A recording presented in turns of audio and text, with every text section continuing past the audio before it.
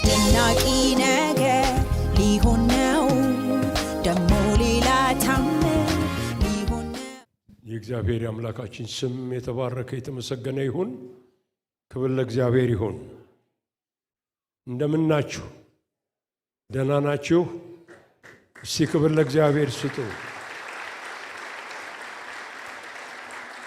ጌታ ይባረክ፣ ጌታ ይባረክ። እግዚአብሔር ይመስገን። ሁላችሁንም በጌታ በኢየሱስ ክርስቶስ ስም ሰላም እያልኳችሁ እንግዲህ እኛ ደግሞ ኢትዮጵያውያን አዲሱን ዓመት የምንቀበልበት ጊዜ ደርሷል። እነዛን ወራቶች ሁሉ ከኛ ጋር አብሮ የነበረ እግዚአብሔር ይመስገን በታማኝነት የጠበቀን አዲሱን ዓመት ለመቀበል ጥቂት ቀናቶች ነው የቀረን። በዚህ ሁሉ የታመነልን እግዚአብሔር የተመሰገነ ይሁን። እስቲ ሁላችንም ቆመን አንድ ጊዜ ለዚህ ጌታ በእልልታና በጭብጨባ ሃሌሉያ ክብር እንስጠው። ሃሌሉያ እግዚአብሔር ይመስገን። ከጎናችሁ ያለ ሁለት ሰው ከኋላ ደግሞ ሁለት ሰው እግዚአብሔር ላንተ ላንቺ ታማኝ ነው ብለን እንቀመጣለን። ጌታ ይባርካችሁ።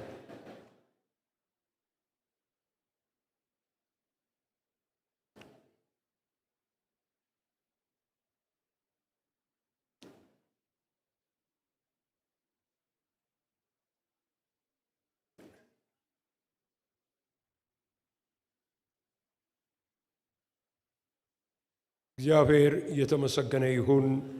ዛሬ ከእግዚአብሔር ቃል የምንካፈለው ከኢሳይያስ መጽሐፍ ይሆናል። የኢሳይያስ መጽሐፍ ምዕራፍ 25 ላይ እንገልጣለን።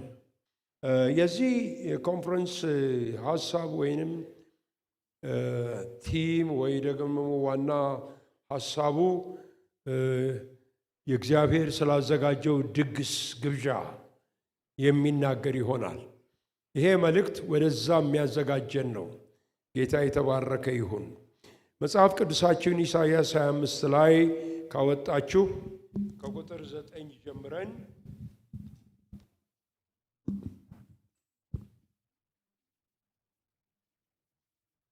ከቁጥር 6 ጀምረን እስከ 9 ያለውን እስቲ እናንብበው።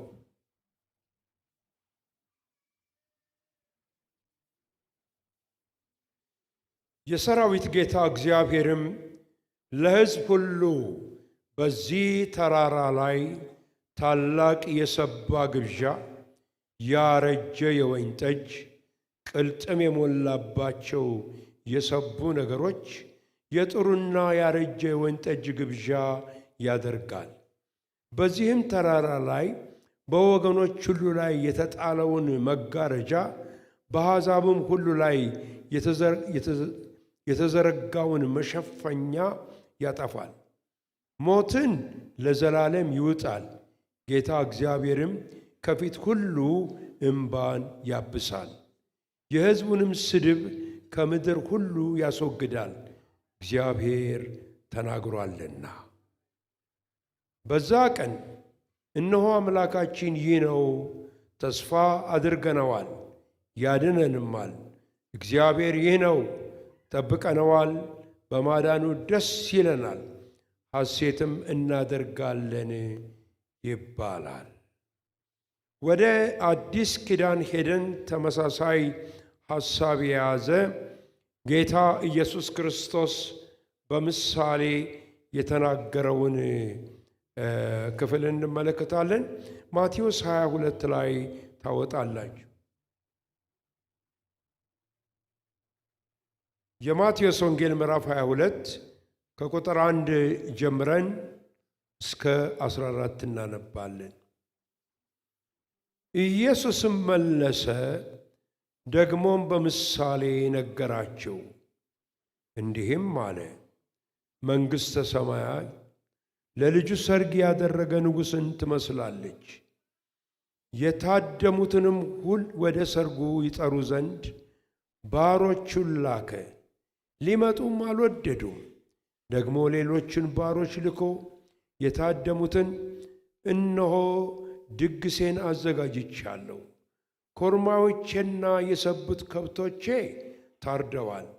ሁሉም ተዘጋጅቷል፣ ወደ ሰርጉ ኑ በሏቸው አለ። እነርሱ ግን ቸል ብለው አንዱ ወደ እርሻው ሌላውም ወደ ንግዱ ሄደ። የቀሩትም ባሮቹን ይዘው አንገላቷቸው፣ ገደሏቸው። ንጉሡም ተቆጣ፣ ጭፍሮቹንም ልኮ እነዛን ገዳዮች አጠፋ፣ ከተማቸውንም አቃጠለ። በዛን ጊዜ ባሮቹን ሰርጉስ ተዘጋጅቷል፣ ነገር ግን የታደሙት የማይገባቸው ሆኑ። እንግዲህ ወደ መንገድ መተላለፊያ ሄዳችሁ ያገኛችሁትን ሁሉ ወደ ሰርጉ ጥሩ አለ። እነዛም ባሮች ወደ መንገድ ወጥተው ያገኙትን ሁሉ ክፉዎችን፣ በጎዎችን ሰበሰቡ፣ የሰርጉንም ቤት ተቀማጮች ሞሉት።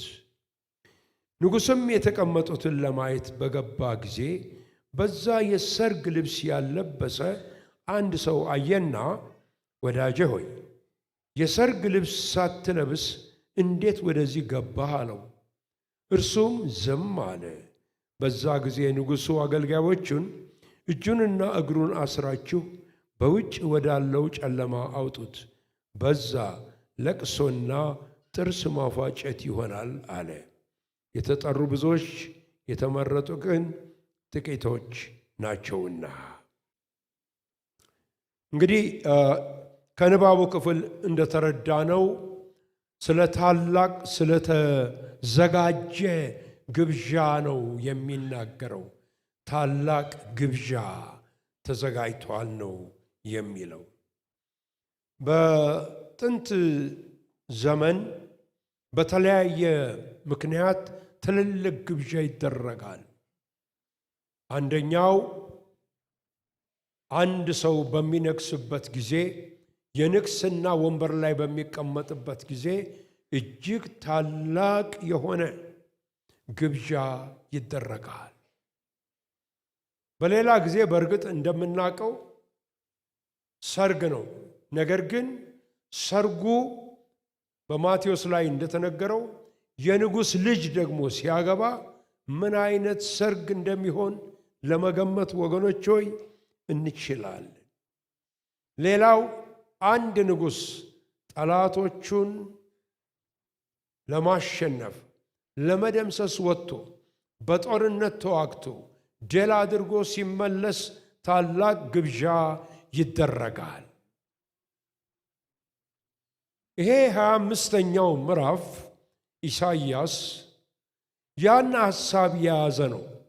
እግዚአብሔር ሕዝቡን ያስጨነቀውን ሞዓብን ድል ካደረገውና ድል ከነሳው በኋላ እግዚአብሔር ለሕዝቡ ስላዘጋጀው ትልቅ ድግስ የሚናገር ክፍል ነው። እግዚአብሔር የተመሰገነ ይሁን። ከዚህ ክፍል ውስጥ የምናወጣው ከኢሳይያስ ውስጥ 4 ዋና ሐሳቦችን ነው። በተመሳሳይ ደግሞ ያነበብነው የወንጌል ቃል አብረን በጎን እንመለከተዋለን፣ እናየዋለን። ብዙ ትምህርትም ደግሞ ወገኖች ሆይ እናገኝበታለን ማለት ነው። አንደኛው የምንመለከተው ሐሳብ የድግሱ ትልቅነት ምን ይላሉ? the quality of the feast ይላል የእንግሊዝኛው መጽሐፍ ቅዱስ። እጅግ ታላቅ የሆነ ግብዣ ነው የተዘጋጀው። በኢሳይያስ ላይ አዘጋጁ እግዚአብሔር ነው። ተጠሪዎቹ የእግዚአብሔር ሕዝቦች ናቸው። በብዙ መከራ ውስጥ የነበሩ ሕዝቦች ጠላት ስለተሸነፈ ጥሪው ተደርጎላቸዋል። እጅግ መልካም ነገሮች እንዳሉበት ይናገራል። በኢሳይያስ ላይ እንደተነገረን እንዳየነው እጅግ መልካም የሆኑ የሰቡ የወፈሩ ከብቶች እንደታረዱ እንደገናም ደግሞ ያረጀ የወይን ጠጅ እንደሚገኝበት ይናገራል። ይሄ ያረጀ የወይን ጠጅ የሚለው ሐሳብ ዝም ብዬ ልመለከተው ሞከርኩ ምን እንደሆነ።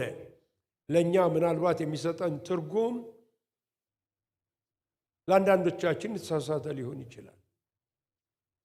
ነገር ግን አንድ የወይን ጠጅ ዘመኑ በቆየ ቁጥር አሁንም ድረስ ዘመኑ በቆየ ቁጥር የወይን ጠጁ ኳሊቲ ከፍ እያለ ይሄዳል። ለገበያም ሲወጣ በጣም እየተወደደ ይሄዳል። ስለዚህ ያረጀ የወይን ጠጅ የሚለው ያ ነው ወገኖች ሆይ። እንግዲህ በሁለቱም ስፍራዎች አዘጋጆቹ ንጉሥ ስለሆኑ እንደዚሁ ምናምንት የሆነ ምግብ በጠረጴዛ ላይ አድርገው ሕዝቡን አይጠሩም። ትልቅ ግብዣ ተዘጋጅቷል። መልካም መልካም ነገሮች የሚገኙበት ግብዣ ተዘጋጅቷል።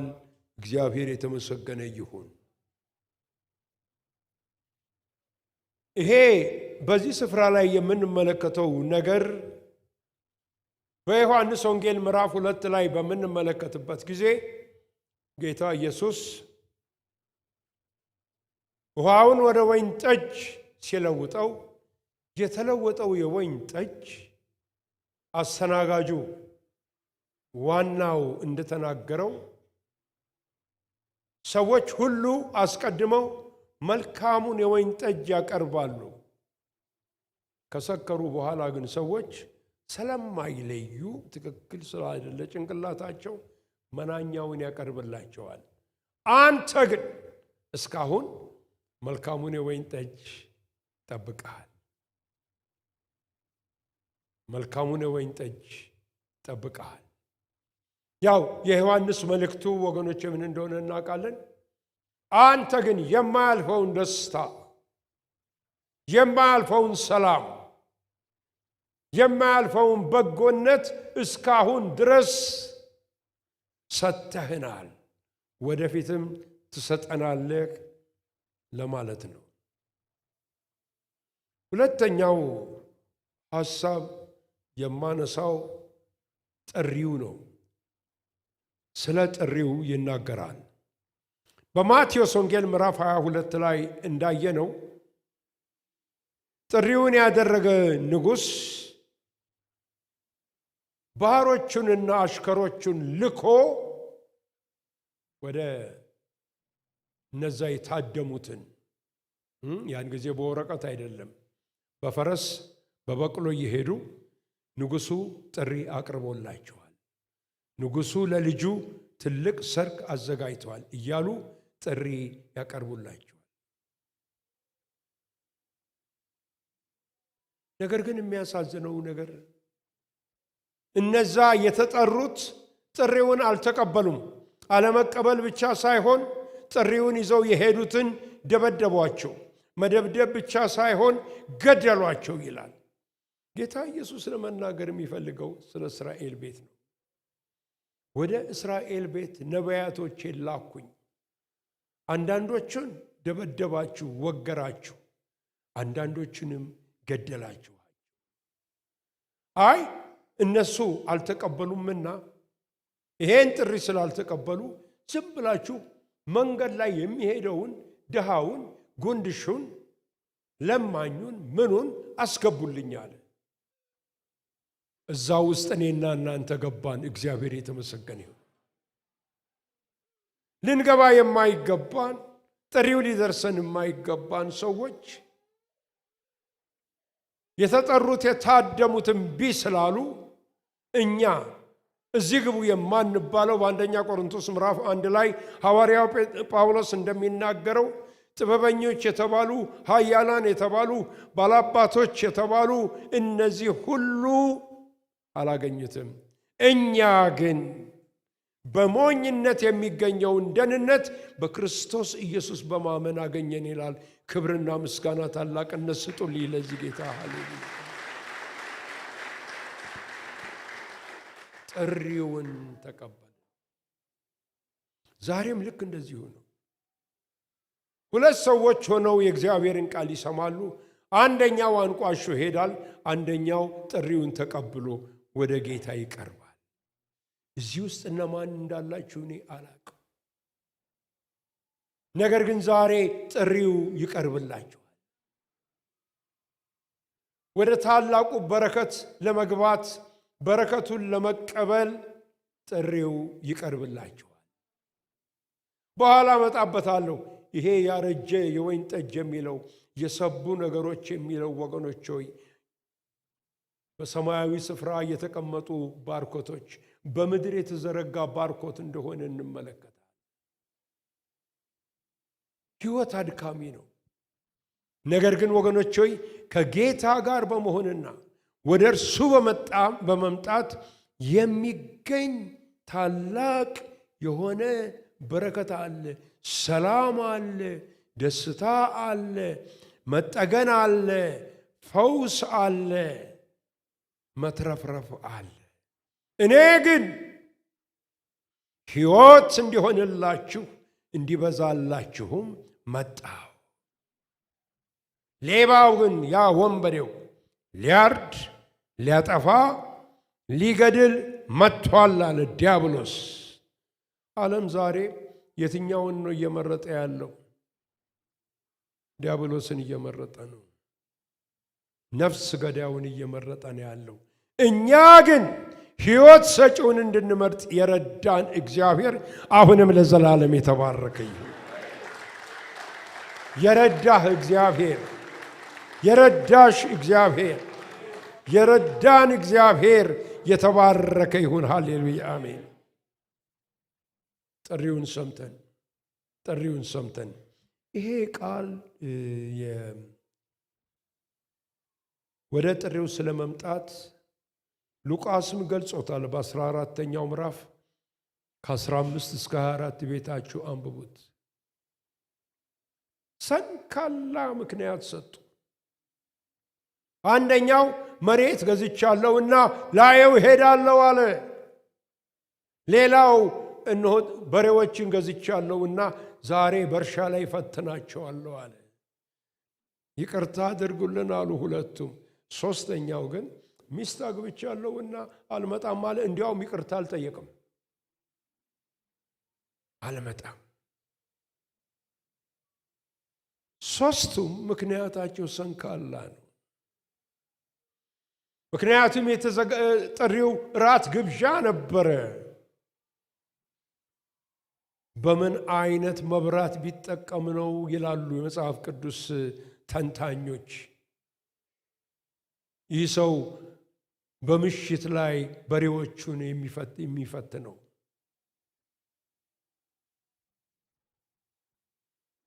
ወገኖቼ፣ መሬቱንስ የሚያይ በምን አይነት መብራት ነው ሊያየው የሚችለው? ላለመሄድ ነው። ዛሬም ሰዎች ወደ ጌታ ላለመምጣት የማያደርጉት ነገር የለም።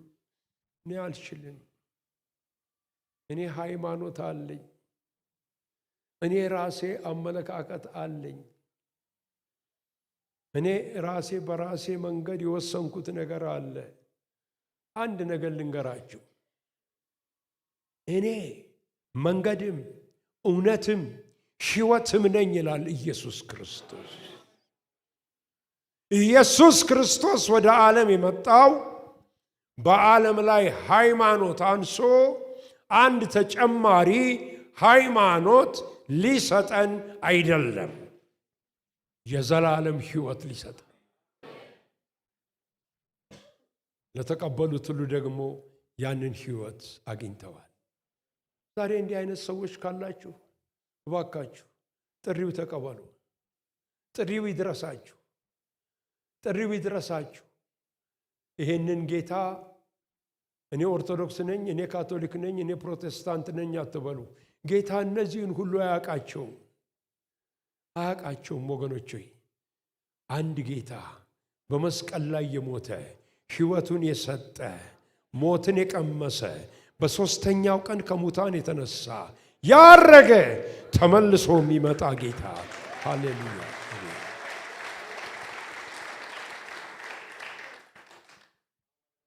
ሦስተኛውን ሐሳብ ለመጥቀስ እፈልጋለሁ።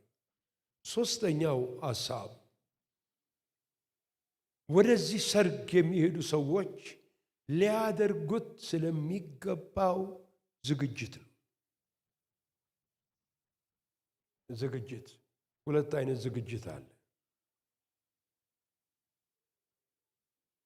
አንደኛው ዝግጅት ውጫዊ ነው፣ የሚታይ ነው።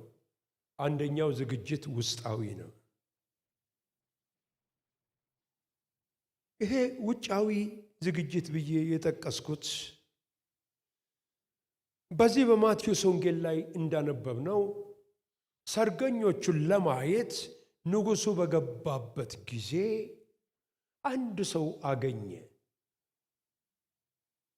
የሰርግ ልብስ አልለበሰም።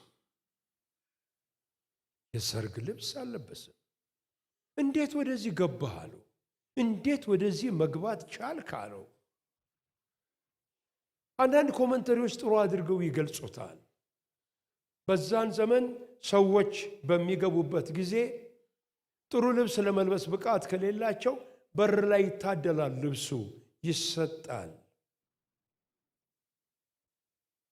ስለዚህ ሰዎች ሁሉ ተመሳሳይ ምናልባት ብለው ይገምታሉ፣ ነጭ ጀለብያ ለብሰው ይገቡ ነበረ። ይሄ ሰውዬ ግን በምን አይነት ሁኔታ እንደሆነ ሊገባ አልቻለም። ምክንያቱም ሰውየው እኔ ልብሳቸው አያስፈልገኝም ወደዛ ተው እንደሆንኩ እገባለሁ ብሎ በኃይለኝነት የገባ ሰው ነው። አልገባውም። ልብሱ አይደለም። በንጉሥ ፊት ሲገባ በንጉሥ ፊት እንደሚገባ ሆኖ መገኘት ያስፈልጋል። ከጥንት ጀምሮ እስከ ዛሬ ድረስ ለምንድን ነው ወገኖች ሆይ በቤተ መንግሥት ስርዓት ያለው ያለባበስ ስርዓትና ፕሮቶኮል ያለው ለምንድን ነው? ምክንያቱም መሪ ነው፣ ንጉሥ ነው። ዋይት ሃውስ ውስጥ ዝም ብላችሁ መግባት አትችሉም። በቅርብ ጊዜ አንድ ሰው ኤለን ማስክ የሚባል ያለ ከረባት ዝም ብሎ ሸራ ጫማ እኛ እንደምንለው ስኒከር አድርጎ ገባ። ጉድ ተባለ። በጋዜጣ ሁሉ ተጻፈ። ዋይት ሃውስ ውስጥ ለመጀመሪያ ጊዜ እንዲህ አይነት ቀብራራ ይሰድቡታል። እንደው አገራችንን ደፈረ፣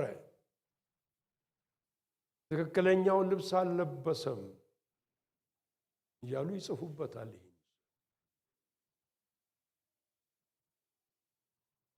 ወገኖች ሆይ ጌታ እግዚአብሔር አምላክ የሥርዓት አምላክ ነውና ለሙሴ ትእዛዝን በሰጠው ጊዜ ሲሰጠው አንዱ ከሰጠው አገልጋዮቹ ምን አይነት ልብስ መልበስ እንዳለባቸው ምን አይነት ልብስ መልበስ እንዳለባቸው ብዙ ምዕራፎችን ወስዷል። ያ ከምን አይነት ነገር መሰራት እንዳለበት፣ ቀለሞቹ ምን አይነት መሆን እንዳለባቸው። ምክንያቱም እግዚአብሔር አምላክ እግዚአብሔር ነው፣ ሊፈራ ይገባዋል። ወገኖች በእኔ አላቅም፣ እዚህ ሀገር በውጭው ዓለም አንዳንድ ሬስቶራንቶች አሉ፣ ከፍ ያሉ ሰዎች የሚገቡበት። ስትገቡ በሩ ላይ ድሬሲንግ ኮድ የሚላል የአለባበስ ስርዓት። ወደዚህ ስፍራ መግባት ከፈለግ አለባበስህ እንዲህ ካልሆነ መግባት አይፈቀድም ይላሉ። ምን ገንዘብ ይዘህ ብትመጣ አይፈቀድም። ዛሬ ወደኛ ለመመለስ ፈልጋል።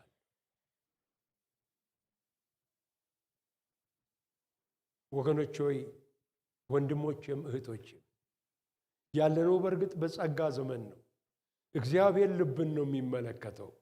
ነገር ግን ባለባበሳችንም እግዚአብሔር ቤት ስንመጣ ብናከብረው ምን አለበት? ለሕዝባችን ገና ለማያውቀው ገብቷቸዋል። በስርዓት ውስጥ ላሉ ወገኖቻችን ማሰናከያ ባንሆን ለምንድን ነው? ለዚህ ነው በወንጌል ብርሃን ስርዓት ላይ በተለይ ማንኛውም ስርዓት አፈጻጸም ላይ ካህናቶቹ እንደ ካህን ሆነው የሚቀርቡት በዚህ ምክንያት ነው። ይሄ ሰውዬ በጣም ኃይለኛ ስተበርን የሆነ ሰው ነው። ዝም ብሎ ገባ። ልብስ የለ ከሆነ ልብስ ውሰድ እንስጥህ አልፈልግም፣ እገባለሁ። እኔ ቅዱስ ነኝና እናንተም ቅዱሳን ሁኑ። እግዚአብሔር ትልቅ ነው። ስለዚህ ይሄን ሰው ጌታ አልተደሰተበትም ነበር። ነገሩ ከልብሱ ጋር አይደለም። ፈርሃ እግዚአብሔር፣ እግዚአብሔርን ማክበር፣ ለእግዚአብሔር መንበርከክ፣ ለእግዚአብሔር መሰጠት ነበር። ይሄ ነበር እግዚአብሔር የተመለከተው ነገር። ይሄ ነው ውጫዊው ነገር። ይሄ ነው ወገኖች ሆይ። በራእይ ምዕራፍ 16 ቁጥር 15 ላይ ምን ይላል? ኅፍረቱን እንዳያዩ እርቃኑን እንዳይገኝ ነቅቶ ልብሱን የሚጠብቅ እርሱ ብፁዕ ነው ይላል። ብፁዕ ነው ይላል። አያችሁ፣ መልካሙ ነገር በእኛ ላይ ያለውን ነጥቆ ገፎ የሚሄዱ ነገሮች አሉ። የሚሄዱ ነገሮች አሉ። መከራ፣ ችግር፣ ፈተና። ምን ነው ያውልህ፣ ውሰደው፣ አትነዝንዘኝ፣ አትጨቅጭቀኝ። ጠላትም የሚፈልገው ራቁታችን ሆነ እንድንገኝ ነው። ራቁታችን ሆነ እንድንገኝ ይሄንን ወገኖች ሆይ ይፈልገዋል። ጌታችን ኢየሱስ ክርስቶስ በጌቴሴማኒ በነበረበት ጊዜ አንድ ጎበዝ ይለዋል። አንዳንዶቹ ለምን ማርቆስ ነው እንደሚሉ አላውቅም። አንድ ጎበዝ ጌታ ሊይዙት በመጡ ጊዜ አብረው ይሄንንም ያንንም ለመያዝ ሲሞክሩ እሱንም ሲይዙት ልብሱን ጣለላቸውና እርቃኑን ሸሸ ይላል። ፈተና ከመጣ ያውልህ የእግዚአብሔርን ጸጋ ከሚያስጥል ነገር እግዚአብሔር ይጠብቃል። ጸጋ ከሚያስጥል እርቃናችንን ሆነን እንዳንገኝ እግዚአብሔር ይጠብቃል። ሌባው ይመጣል። እርቃናችንን የእግዚአብሔርን ጸጋ ከኛ ላይ ገፎ ባዶአችንን እንድንገኝ ሊያደርገን ይሞክራል። ሁለተኛው ግን ውስጣዊ ነው፣ መንፈሳዊ ዝግጅት ነው። ይሄ መንፈሳዊ ዝግጅት ጌታችን ኢየሱስ ክርስቶስ በሉቃስ ወንጌል ምዕራፍ 5 ከቁጥር 37 እስከ 38 ባለው ላይ ሲናገር ስለ ወይን ጠጅ ይናገራል። አዲሱን የወይን ጠጅ በአዲስ አቅሟዳ ውስጥ ይከቱታል እንጂ ባሮጌው አይደለም። አለዛ ግን ወይን ጠጁ ምን ያደርገዋል? አቅሟዳውን ያፈነደዋል። ምን ማለት ነው? በተለወጠ ሕይወት ውስጥ ይሄ ወይን ጠጅ እግዚአብሔር መንፈስ ነው፣ መንፈስ ቅዱስ ነው። እንለምነዋለን፣ እንጠይቀዋለን። ጌታ ሆይ ቀባኝ እንላለን። ጌታ ሆይ መንፈስህ በላይ ላይ ይፍሰስ እንላለን። ክብር በእኔ ላይ ይገለጥ እንላለን። እግዚአብሔር ውስጣችንን ነው የሚመለከት። ትኩር ብሎ ያየናል።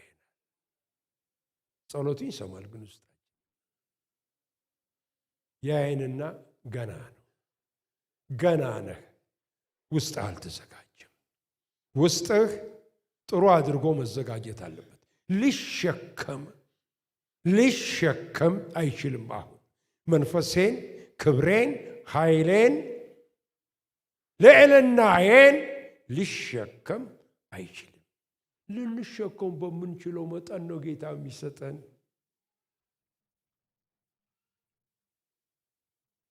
አንዳንድ ሰዎች ያውቃሉ፣ ጾም ጸሎት ምናቸውም አይደለም። 21 ቀን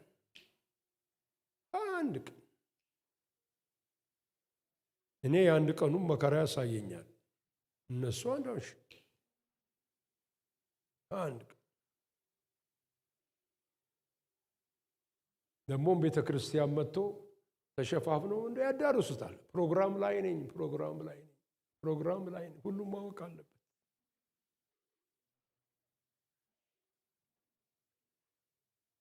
ውስጣቸው ግን ንጥቂያ የተሞላ ነው፣ ክፋት የተሞላው ነው። አንደበታቸው ያልተገረዘ ነው። ሐሜተኞች ናቸው፣ ትዕቢተኞች ናቸው።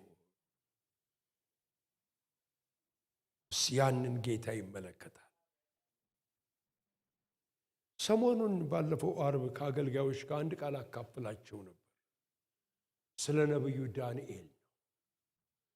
ነብዩ ዳንኤል በጣም የሚገርመኝ ሰው ነው። በእውነት በሌላም ስም ሊጠራ ይችላል። ነቢይ ግን ተባለ። የእግዚአብሔርን ይበልጥበታልና ነቢይ። ይሄ ሰው የሚገርመኝ ምን ያህል ውስጣዊ ሕይወታችን የሚያስተምረኝ ትምህርት ትክክል ሲሆን እግዚአብሔር በእኛ ላይ ምን ያህል እንደሚገለጥና ክብሩ እንደሚመጣ ያስተምረኛል። ውስጡ ትክክል ነበር ነብዩ። ስለዚህ ዳንኤል ጾም ጸሎት ይይዛል። ጾም ጸሎቱም ማለፊያ የሆነ ነገር አልቀመስኩም ይበል እንጂ የሚመገባቸው ነገሮች ነበሩ። ከነዚህ ምግቦች ራቁ። ይሄኛውን ግን ይመገብ ነበር። ምናልባት ዛሬ እንደ መንፈሳዊ ሰው ላይ ይታይ ይችላል ዳንኤል።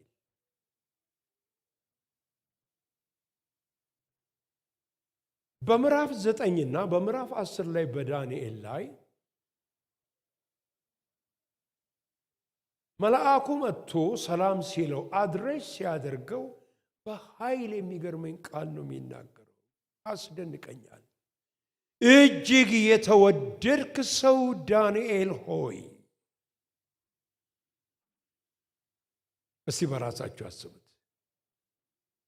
በዚህ አይነት እግዚአብሔር ሰላምታ ቢልክባችሁ እጅግ የተወደደ ሰው ያደረገው ይሄ ነው። ምን ይለዋል በሚናገርበት ጊዜ መልአኩ? ለመጸለይ ራስህን ካዋረድክበት ጸሎት ገና በጀመርክበት ጊዜ ስላንተ ከእግዚአብሔር ዘንድ ትእዛዝ ወጥቷል። ገና እኮ ተንበርክኮ ነው ትንሽ ጸልይ። ሲጸልይ ትእዛዝ ወጥቷል። ወደ ዳንኤል ሂድ፣ ወደ ዳንኤል ሂድ ተብሎ መልአኩ እንደተላከው ሄደ። እጅግ የተወደደ ሰው ነው። እግዚአብሔር እንዲህ አይነት ልቦና ይስጠን። አሜን በሉ። እግዚአብሔር እንዲህ አይነት ሕይወት ይስጠን። እኔም ለራሴ ለእናንተም እመኛለሁ ከእግዚአብሔር ዘንድ ትእዛዝ ይውጣልን። በ2018 እንዲሁ እንዳናልፈው ደግሞ እግዚአብሔር ይርዳን። ከላይ ትእዛዝ ይውጣ። በአንተ ጉዳይ ትእዛዝ ይውጣ። በአንቺ ጉዳይ ትእዛዝ ይውጣ። ትእዛዝ ከላይ ከወጣ አለቀ፣ ተፈጸመ፣ ተደረገ። ክብር ለእግዚአብሔር ይሁን።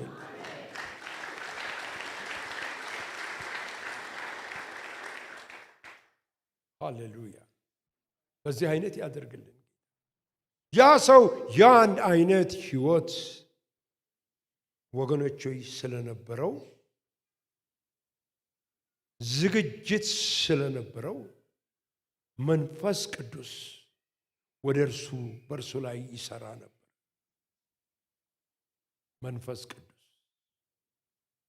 እግዚአብሔር የተመሰገነ ይሁን።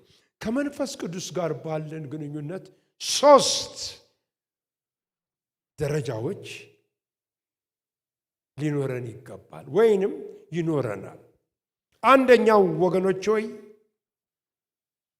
መንፈስ ቅዱስ ምን ያህል ተጠምተነዋል? ጌታ ኢየሱስ የሚለው ማንም የተጠማ ቢኖር ወደ እኔ ይምጣ። ሪሊ ተጠምተነዋል። ይሄን ለማወቅ መልሱ በእኛ እጅ ነው ያለው። የጸሎት ርዕሶቻችንን እንይ። የጸሎት ርዕሶቻችን እዚሁ ነው፣ እኛ ጋር ነው፣ እዚህ ምድራዊ ነው። እንግዲህ አይሟላ እመኑኝ ደግሞ አይሟላም። ወደ ጌታ እስክንሄድ አይሟላም እኮ የምድር ነገር እኮ አይሟላም። እንዲሁ እንጸልያለን እንጂ ገብቷቸዋል። ይቀጥላል። ከትዳር ቤት፣ ከቤት መኪና፣ ከመኪና ልጆች ይቀጥላል። ማቆሚያ የለውም። እንዲሁ ስንዘጋጅ ያቺ ደወል ትደወላለች፣ ትፈለጋለህ ተብለን እንሄድ። እግዚአብሔር ከዛ ይጠብቀን። ጸሎት ርዕሶቻችን እንመልከት። ጥማት፣ የመንፈስ ቅዱስ ጥማት። ልጆች ሆነን ስንጸልይ በጣም እናለቅስ ነበር። የምናለቅሰው ለአንድ ነገር ነው። ምን ሆናችሁ ነው እናንተ ልጆች እንደዚህ የምትሆኑት? መንፈስ ቅዱስ ጠምቶናል ነው። ድሮ ጸሎት፣ መዝሙር በምርጫ ነው። ሰዎች እጃቸውን እያወጡ ነው ልጆቻችን ጮት ምንድነው? አንድ መዝሙር ነበር። እሳት እሳት ነው ጮቴ እስከ ሕይወቴ ፍጻሜ። በቃ እሱ የተመረጠ ጊዜ ያቺ ጸሎት ቤት መዝለን ነው በቃኛ። ጥማት፣ እግዚአብሔር ያንን ጥማት ይስጣችሁ። ለመንፈሱ ያንን ጥማት ያውርድባችሁ። ሁለተኛው ወገኖች ሆይ በየቀኑ ከመንፈስ ቅዱስ ጋር ህብረት ማድረግ ነው። ሮሜ 8 አንብቡ። ሮሜ 8 ይነግራቸዋል። በእግዚአብሔር መንፈስ የሚመሩ እነዚህ የእግዚአብሔር ልጆች ናቸው። ሮሜ 8:14 ይህን ይናገራል። ግን ሆል ቻፕተሩ በሙሉ የሚናገረው እኔና እናንተ ከመንፈስ ቅዱስ ጋር ስለሚኖርን ህብረት ነው። ስንራመድ ከኛ ጋር አይሆነ። እኔ ሰጣቸዋለሁ፣ አጽናኙን ሰጣቸዋለሁ፣ እኔ ብሄድ ይሻላቸዋል። ከኛ ጋር ነው። ስንቀመጥ ከኛ ጋር ነው። ስንሰራ ከኛ ጋር ነው። ስንተኛ ከኛ ጋር ነው። ስንወጣ ስንገባ መንፈስ ቅዱስ። እኛ ያንን ህብረት ምን ያህል ተጠቅመንበታል፣ እንፈልገዋለን የሚል ነው። ሶስተኛው ወገኖች ሆይ ምን ያህል ለበለጠ ክብር ተዘጋጅተናል። ከክብር ወደ ክብር መለወጥ ነው የኛ ህይወት። ምን ያህል እንፈልገዋለን፣ ምን ያህል እንሸዋለን። ይሄ ጥያቄያችን ነው ወገኖች ሆይ። ስለዚህ በዛ የሰርግ ስፍራ በዛ ተራራ ላይ የተዘጋጀው ግብዣ ያረጀ የወይን ጠጅ ይገኝበታል። ኃይለኛ ወይን ጠጅ ነው። ኃይለኛ የወይን ጠጅ ነው። እስከ ዛሬ ድረስ በዓለም ላይ ጨረታ ይወጣል። ይሄ 120 ዓመት ዕድሜ ያለው እየተባለ በስንት ሚሊዮን ብር ጨረታ ይወጣል፣ ይሸጣል። አዘጋጅቻለሁ ብሎ እግዚአብሔር ይናገራል። ወደ አንድ የመጽሐፍ ቅዱስ ክፍል ልወስዳችሁ እፈልጋለሁ። መጽሐፍ ቅዱሳችሁን እንድታወጡልኝ እፈልጋለሁ። እሱም መኃልየ ዘሰሎሞን ምዕራፍ 2 ላይ እስቲ አውጡ። መኃልየ ዘሰሎሞን ምዕራፍ 2 እዛ ላይ ከቁጥር 1 ጀምሮ እስከ 4 ያለውን አነበዋለሁ። ጠለቅ አልልም። መጽሐፍ ውስጥ ብዙ ምስጢር ስላለው ከላይ ብቻ ያለውን ነው። እኔ የሳሮን ጽጌረዳ የቆላም አበባ ነኝ። በእሾህ መካከል እንዳለ የሱፍ አበባ እንዲሁ ወዳጄ በቆነጃጅት መካከል ናት። በዱር እንዳለ እንኮይ እንዲሁ ውዴ በልጆች መካከል ነው። ከጥላው በታች እጅግ ወድጄ ተቀመጥኩ። ፍሬውም በጉሮሬ ጣፋጭ ነው። ወደ ወይን ጠጁም ቤት አገባኝ። በእኔ ላይ ያለው ዓላማ ምንድን ነው? ፍቅር ነው። ወደ ወይን ጠጅ ቤት ምን አለኝ? አስገባኝ። በእኔ ላይ ያለው ዓላማ ምንድን ነው? ፍቅር ነው። ቀደም ብላችሁ ያለ ምዕራፍ ስትመለከቱ የወይን ጠጅ ሰጡኝ ትላለች። ጠጣሁት፣ አሁን ግን እዚህ ላይ ወደ መጥመቂያው ስፍራ ግቢ ብሎ አስገባኝ። እንግዲህ ወደ መጥመቂያው ስፍራ የገባ ሰው ምን ያህል ነው የሚጠጣው? አይደለ እንዴ? በምድራዊ አነጋገር እስኪሰክር ነው። ስከሩ ይላል የእግዚአብሔር ቃል። ነገር ግን በወይን ጠጅ አይደለም ይላል፣ በምድራዊ ወይን ጠጅ በእግዚአብሔር መንፈስ ስከሩ።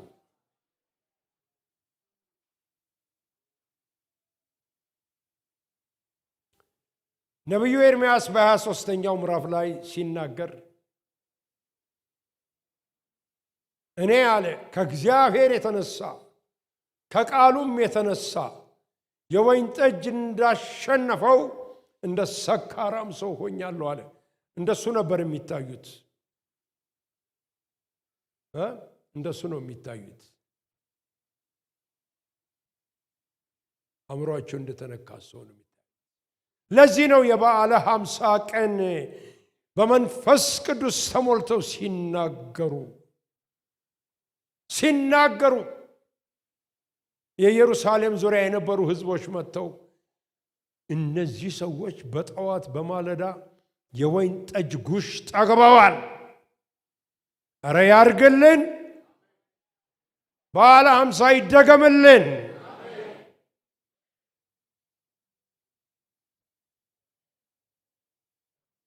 ተንገድግደው ነበረ በመንፈስ ቅዱስ ኃይል።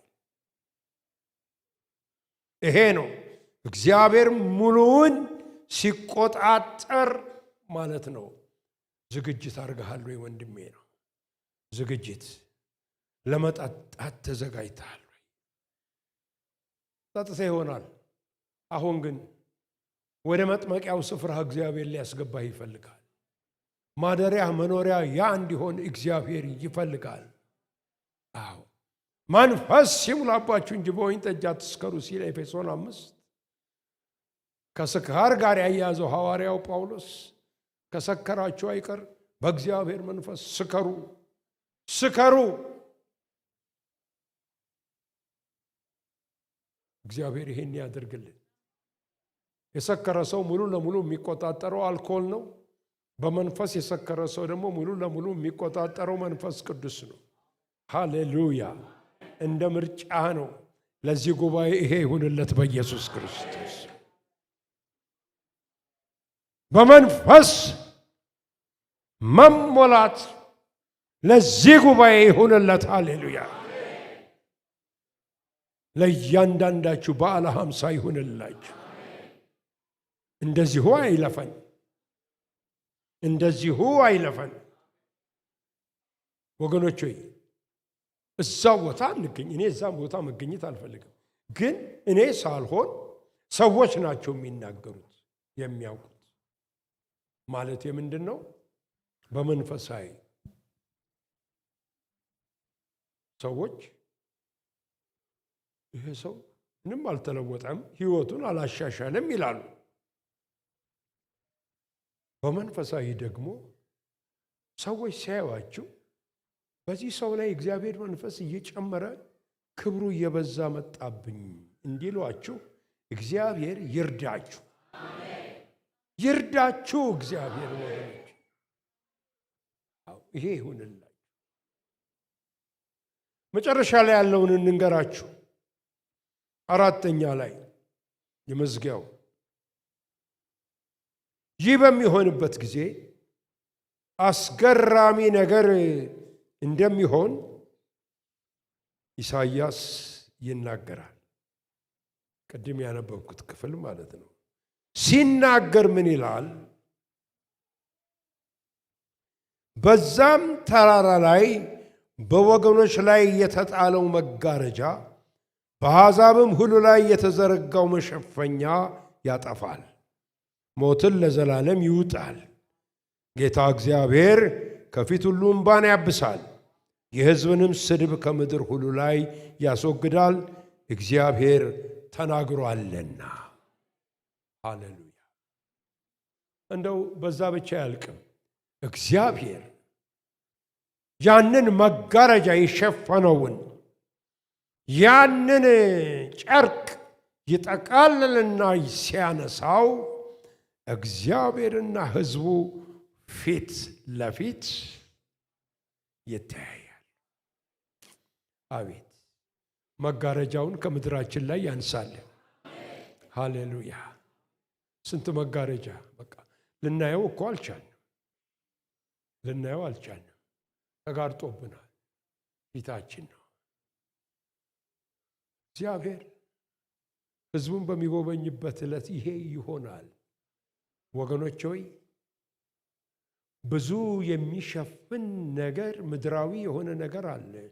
የሚሸፍነን ነገር እግዚአብሔርን እንዳናይ እንዳንመለከት። አንዳንዴ ሰው ነው እኮ ኢሳይያስ እግዚአብሔርን እንዳያየው ንጉሡ ኦዛን ዘመድ ነበርና ለኦዛን ሸፍኖበት ነበረ። ኦዛን ዞር ሲያደርግለት እግዚአብሔርን በታላቅ ዙፋን ላይ ተቀምጦ አየሁት አለ።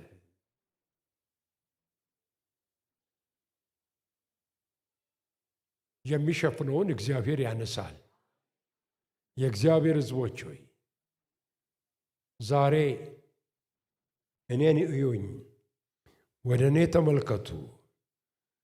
እኔን የሚሉ አገልጋዮች በምድሪቷ ላይ አሉ። ነገር ግን በግልጽና በድፍረት እነግራቸዋለሁ፣ እግዚአብሔር የመሸፈኛውን ጨርቅ ያነሳል። ያን ጊዜ የሕዝብ እግዚአብሔርን ፊት ለፊት ያየዋል። ታየዋል። እንዴ አረ ወገኖቼ እንደው አቆየን አትበሉ እንጂ ካየናቸው ነገሮች እኮ አንዳንዶቹ የሚገርሙን የሚገባን አሁን ነው። ነግሮን የፈጸምነው ነገር ከመድረኩ ዞር በል፣ እዛ ጥግ ላይ ሄደ ተቀመጥ። እሺ ብለን ሄደን እንቀመጣለን። ሰው አይገባው፣ ግን ሕዝቡ መንፈሳዊ ስለሆነ ዝም ብሎ ባዶ መድረክ ያያል። ጥቂት ጸጥታ ይሆናል። እዛ ጋ አንዱ ተነስቶ የእግዚአብሔር መንፈስ ወደቀብኝ ይላል። ወዲህ ደግሞ አንዱ እውር ነበርኩ ዓይኔ በራው ይላል። ወዲህ ደግሞ አንዱ የእግዚአብሔር ክብር እዚህ ቦታ አለ ብሎ ወድቆ ሕይወቱን ለጌታ ይሰጣል። እዛ አይነት አገልግሎት ውስጥ እግዚአብሔር ይከተናል። ሃሌሉያ አሜን። መሸፈኛውን ከቤታችን ያንሳው፣ መጋረጃውን ከቤተ ክርስቲያን ያንሳው፣ ከሀገራችን ያንሳው። ሕዝብና እግዚአብሔር እንዳይገናኙ የከለከለው ነገር በጌታ በኢየሱስ ስም ይነሳ፣ በኢየሱስ ስም ይነሳ።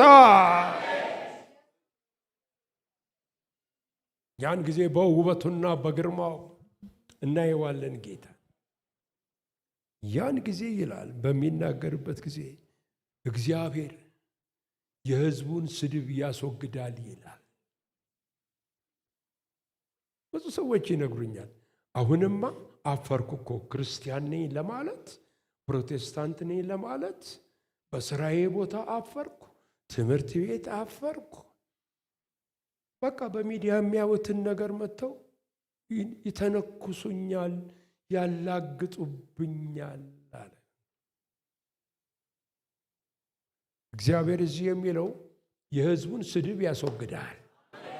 የሕዝቡ ስድብ በሌላ ይተካል። ሃሌሉያ! ክብር ለእግዚአብሔር።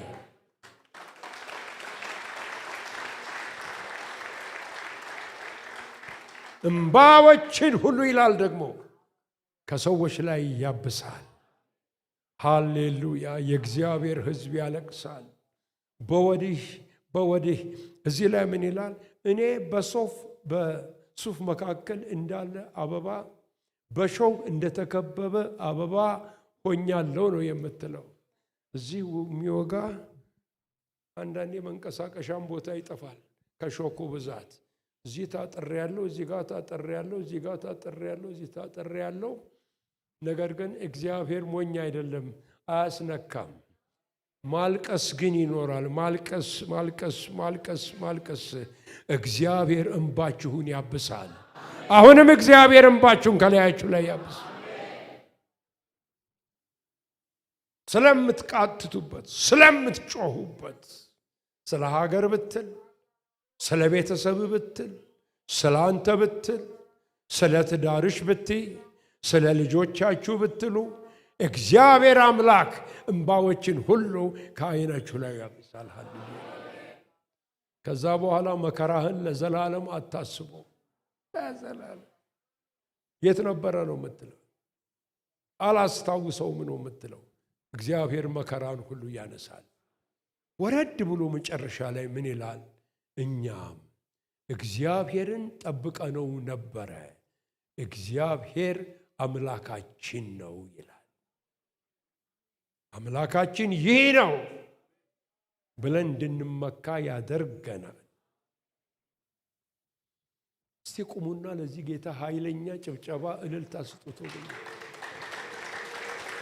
ይህን ለሚያደርገው ጌታ እልልታና ጭብጨባ ስጡት። ሃሌሉያ ግሎሪ ሻባራሃና ሚራ ቦራማናሃር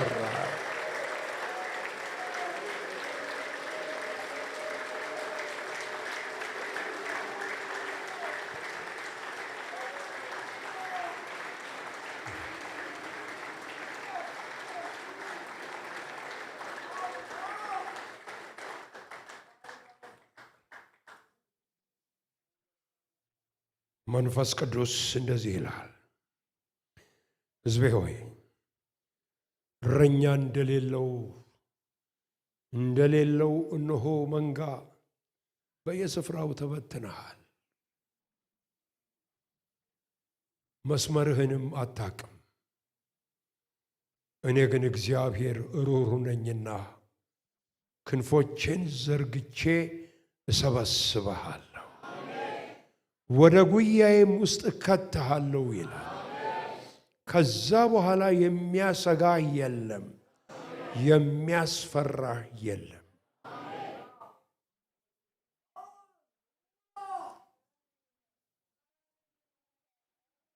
ታላላቅ ነገሮችን በምድር ሳደርግ አንዳንዶቻችሁ በሕይወት ትኖራላችሁ፣ በዓይኖቻችሁም ታያላችሁ። ምክንያቱም ራሴን ያለ ምስክር አልተውምና።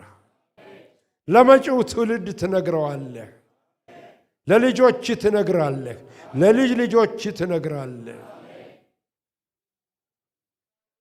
እነርሱም አንተ በተጠማህበት መንፈሳዊ ጥማት ውስጥ ይገባሉ ይላል እግዚአብሔር አምላክ።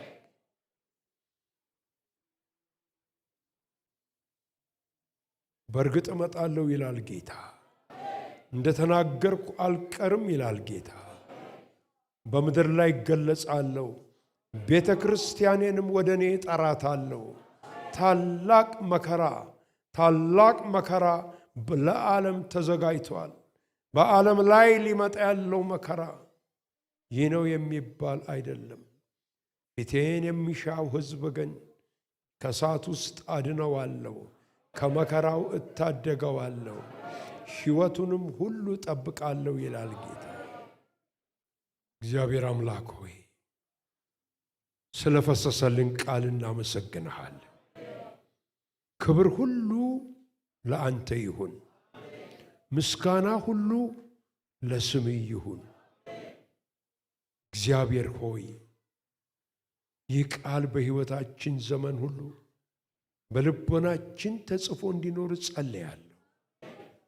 ጌታ ሆይ ለዚህ ሕዝብ መጽናናትን ስጠው፣ መባረክን አድርግለት፣ ክብርህንም ግለጽለት። በኢየሱስ ክርስቶስ የተቀደሱ እጆቻችሁን ከልቦናችሁ ጋር አንሱ።